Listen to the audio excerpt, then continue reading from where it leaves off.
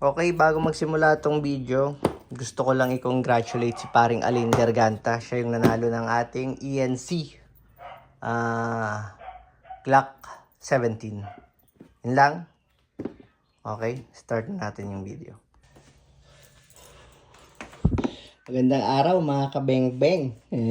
Kabeng-beng. So sa video na to, mag-upgrade ulit tayo ng unit. So yung binibisan ko kasing unit ngayon is yung ating WE Glock 34 4 series. Ayan. So sa previous video ko, naglagay ako ng red dot. Tsaka tinuro ko doon kung paano siya i-calibrate. Okay? So ngayon, ano ba yung i-upgrade natin? Kasi pag bumili ka ng isang airsoft, kadalasan, isang magazine lang ang kasama. Meron din namang nabibiling airsoft na dalawang magazine, pero madalang.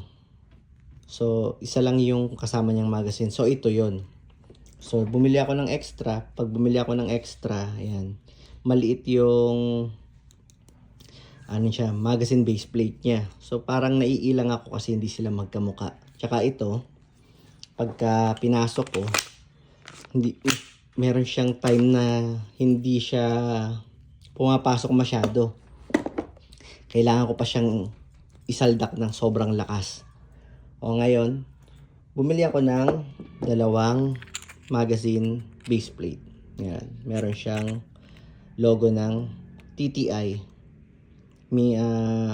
Stands for Tactical Innovation.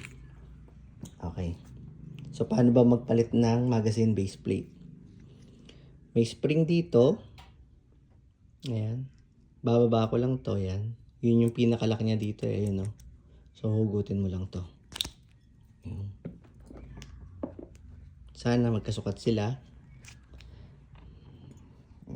3D printed lang to, so plastic lang siya. Pasok natin, baba natin yung spring, pasok natin. Ayun. Ito rin.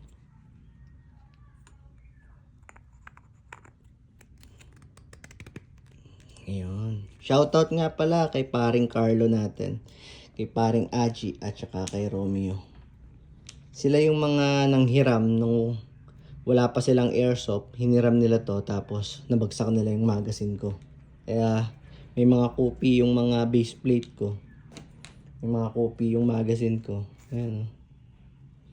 Kasi pinagsak nila.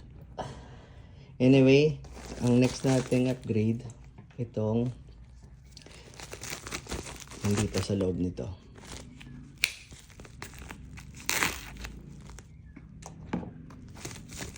So, ano ba? Ito ay isang Trustfire na GM21 Max 510 lumens. Sa Shopee ko lang to binili. Nasa 2,000 plus ata. O nga pala, kung bibili kayo ng red dot, huwag kayong bibili sa Shopee or sa Lazada.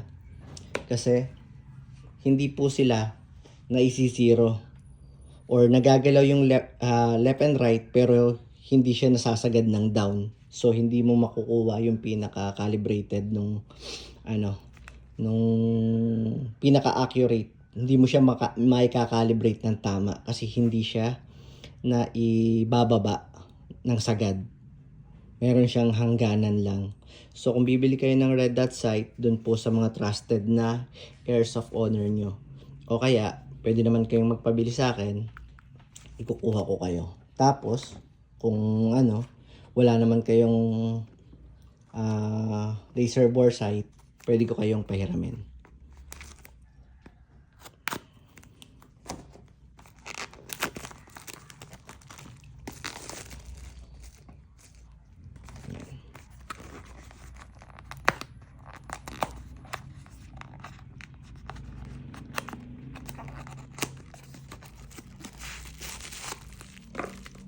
So, very compact. Ayan. Meron lang siyang kasamang USB cord, cable, saka, ano ba to? Hindi ko rin alam para saan ba to?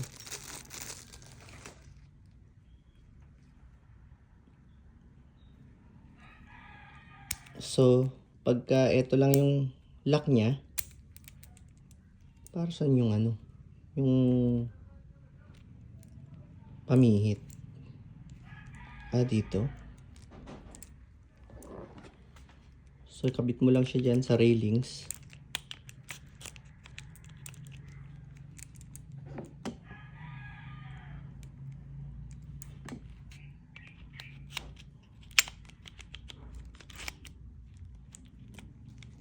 Yan. Tapos, ipit natin siya.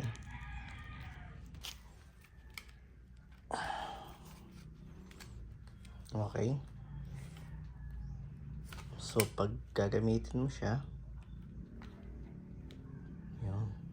Spread that. Yan. Isang tap lang. Tap. Tap. Okay. Ayun lang. So, meron na tayong magazine base plate with TTI markings at saka Trustfire GM21